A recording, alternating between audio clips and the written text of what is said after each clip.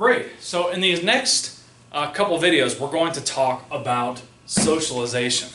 Now, socialization is somewhat like isomorphism, except socialization focuses specifically on how you alter behavior within your own firm or within other organizations.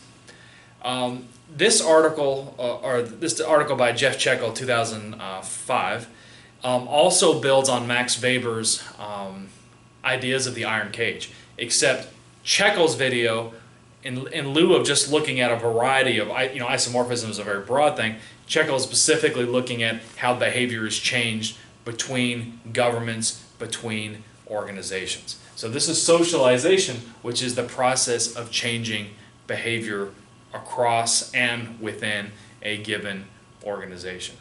In our next video, we're going to talk about strategic calculation, and I'm looking forward to seeing you then.